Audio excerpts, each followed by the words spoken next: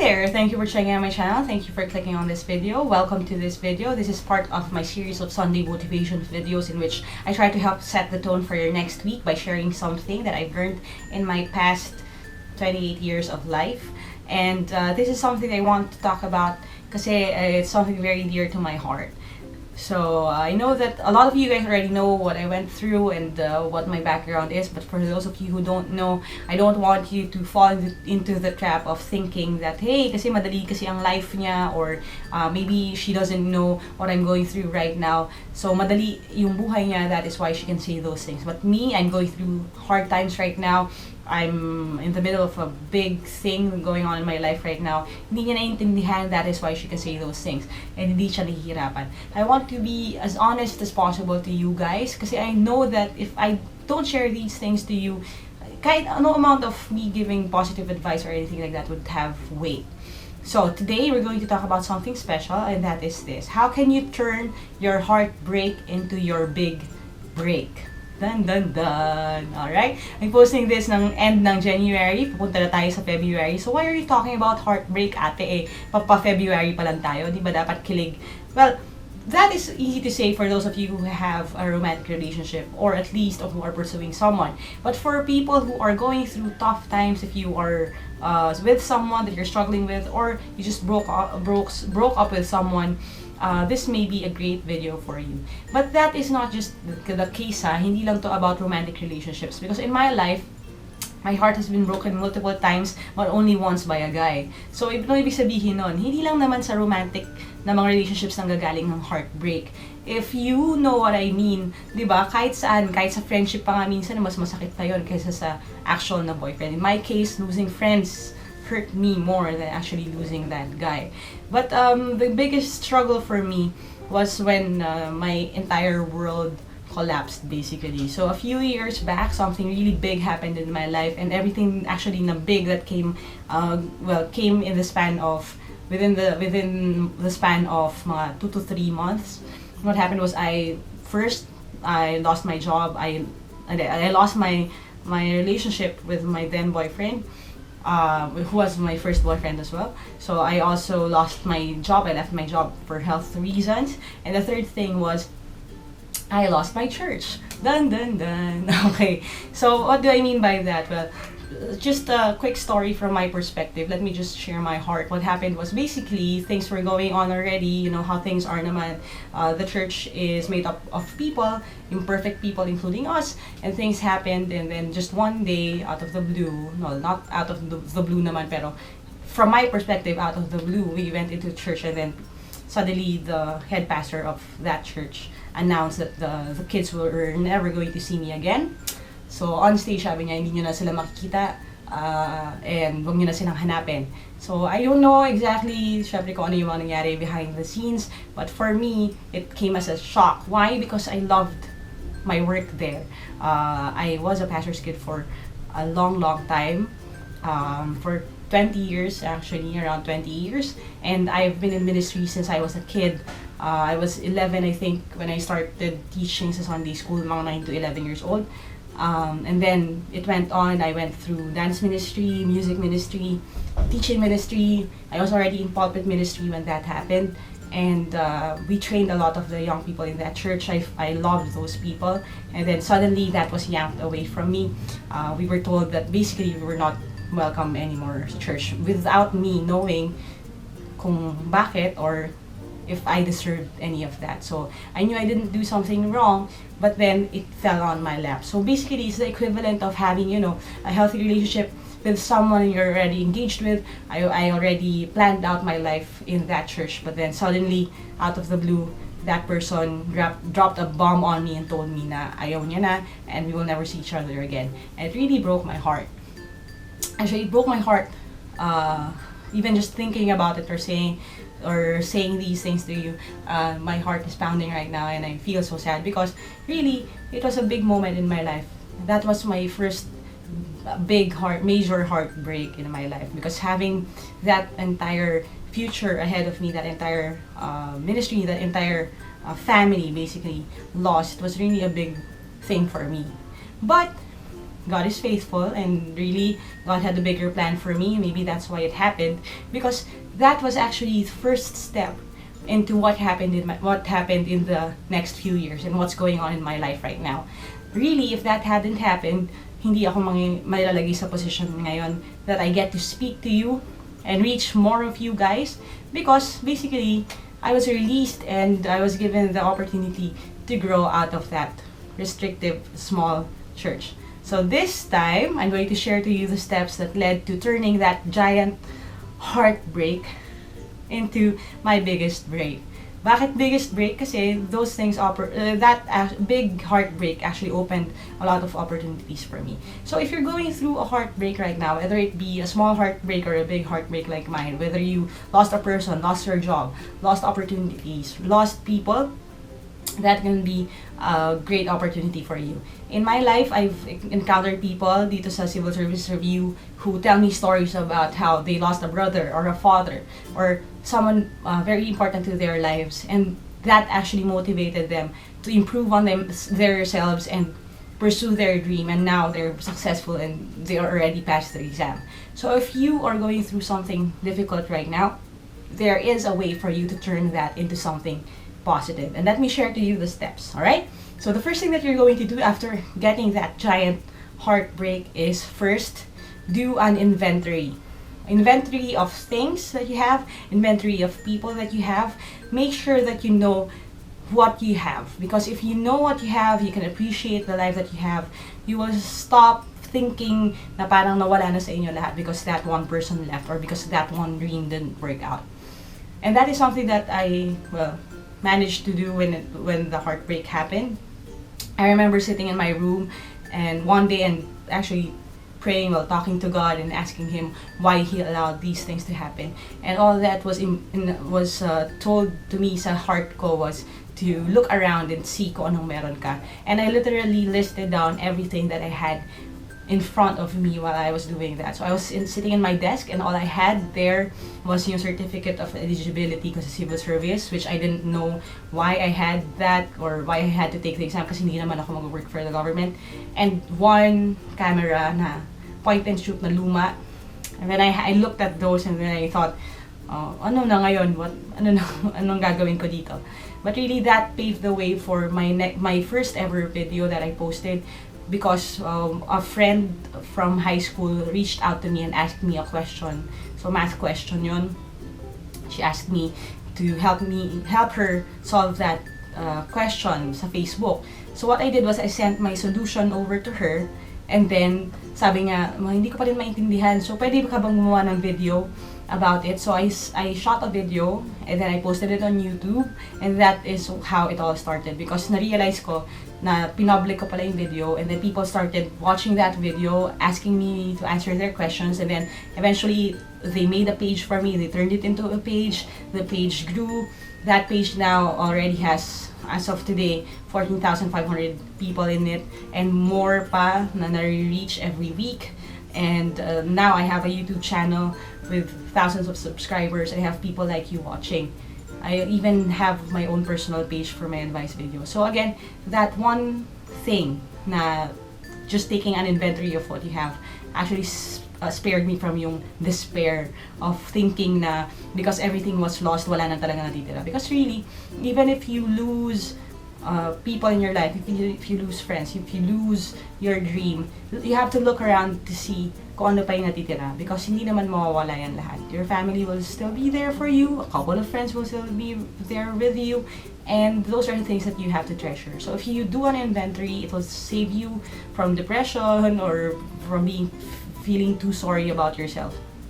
And also, it will then help you have somewhere to start sa iyong susunod na step. The next step is actually to reorient your life. What do I mean by that? When we talk about orientation kasi, sometimes kasi people already misused that word too much. Ginagamit natin yung word na orientation for freshman orientation. Parang basically ang tingin natin yung orientation is beginning, okay, or beginning of something. But the word to orient is basically to find your spot, to know where you are, to realign yung focus mo. Saan ka ba papunta? Nasaan ka na ngayon? So when you reorient your life, what I mean by that is now that you have an inventory of the things that you have, of the people that you have, of the things that you have right now, the next question you have to ask is, where am I in reference sa aking dream? Meron ba akong dream? Meron ba akong goal in my life? And where am I right now doon sa journey ko to that dream? Malayo pa ba ako? Gaano ako kalapit? Gaano ako kalayo? Refocus doon sa mga bagay na you may not have had time before to do. Refocus doon sa mga opportunities na nandyan pero hindi mo siya nagagawa before kasi you were too busy with your boyfriend, or you were too busy with your previous job, or you were too busy with planning your life ahead of time, pero hindi pala yun ang plano ni Lord for you. So reorient yourself, find out kung nasan ka, because the one thing that I learned when that big heartbreak came was this, that there were other opportunities and other people to reach, other people to encourage. Hindi porket wala na ako dun sa small, tiny world that I was in right now, right then was wala nang future for me. If kung may nangyari nga, it is that God released me from that so I can see the entire world and reach even more people. So reorient yourself. Nasaan ka na ba? Is that really your dream? Because during that time when I was in that church before, my dream was simple. My dream was to grow old in that church with my friends and help the people, help the kids grow. Basically, do what I could for that church. That was my dream. My dream was very simple.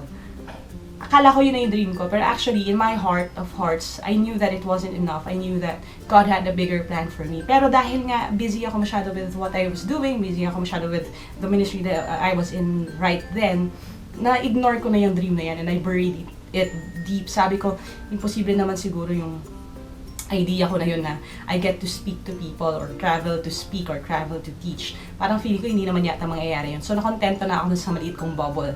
So when it burst, nire-visit ko yung dream na yun. And na-realize ko na malayo pa pala ako sa dream na yun.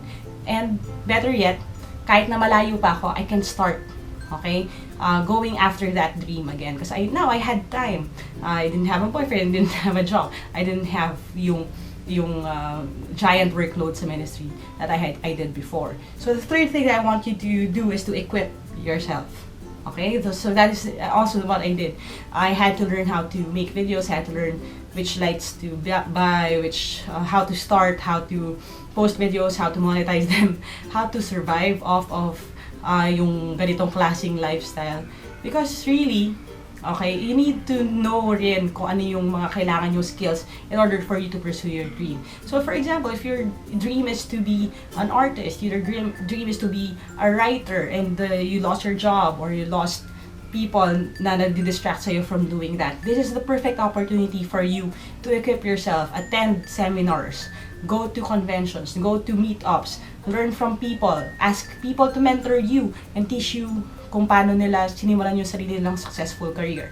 And then when you acquire that knowledge, finally, okay, the next thing, the next logical step is for you to actually go after your dream. So the fourth advice is to act on it.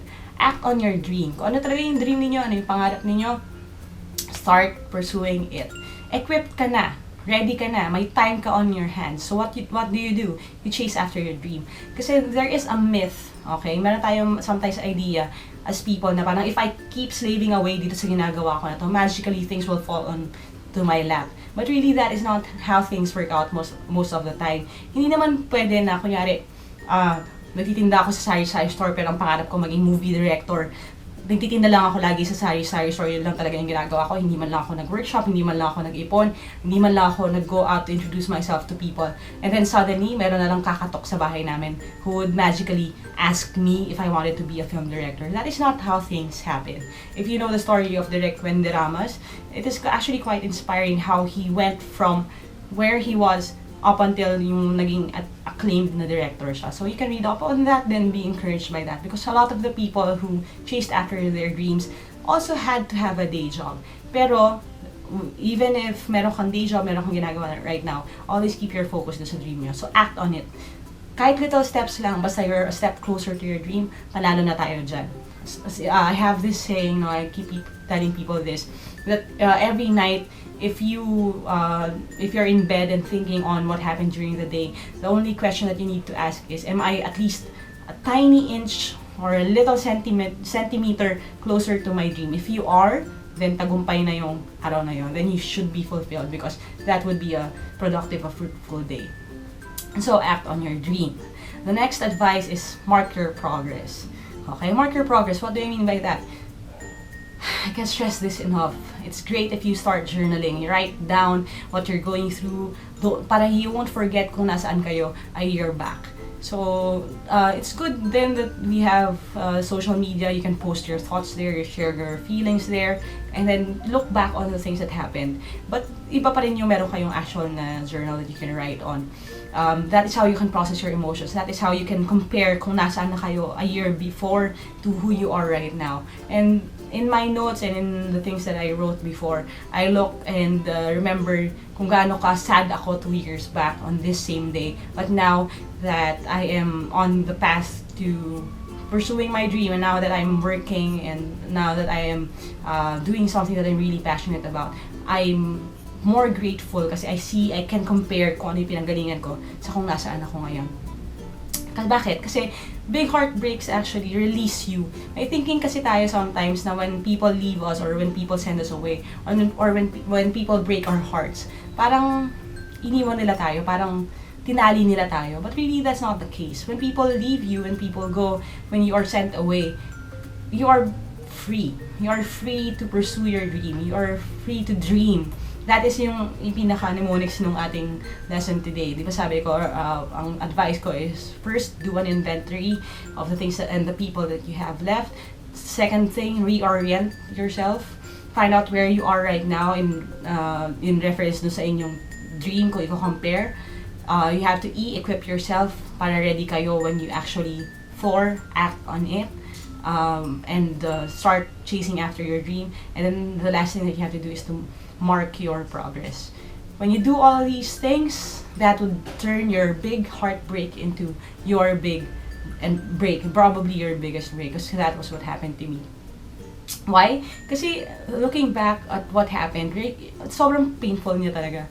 As in, like I told you, even thinking about it sometimes really brings me to tears. But when right now I see how faithful God has been for the past 3 years, I see that really it was really a part of His plan for me. That totoo na all things work together for the good of those who love God, and that even when people plan bad things for you, God allows bad things to happen only for your good. And that is what happened to my life. So that is something I wanted to share to you. If you're heartbroken right now, don't think of it as bondage. Don't think of it as people taking away something from you. When people break your heart, when bad things happen, you're actually being released into pursuing your dream. So what is your dream? What is the one thing that really drives you? And then, kung alam nyo na yan, now that you are free to do what you need to do, you can divert your funds, divert your attention, divert your time into building that dream. Because at the end of the day, really, would I trade off kung ano yung meron ako right now for the things that I had before? No. Even if I will be given a chance to go back in time and go back to that world and magically have things happen the way I wanted it, I wouldn't trade it na. Kasi I realized that my dream then was so much smaller, and the reason why God released me is because He wanted bigger things for me. So if things don't work out for you, if your plans don't work out, it's not always na kasalanan ninyo. It may be God's preparing you for something even bigger. So I'm excited for you, brothers and sisters out there who are watching this. God has a great plan for you as well. So now it's time for you to do your part. God bless, guys, and if you want to see the next Sunday motivation video, you can click right here to subscribe. Also, if you are here for aptitude test help, like civil service exam, LET, and stuff like that, you can go to www.facebook.com/Team Lyqa. And if you want to watch other motivational videos and advice videos, you can go to www.facebook.com/AteLyqaMaravilla. If you have questions, comments, or may kayong gustong ipa-advise, you can always send me a message there or post a comment down below. Share this to your friends if you think that they will find this helpful as well. God bless, guys, and I'll see you in my next video. Bye for now.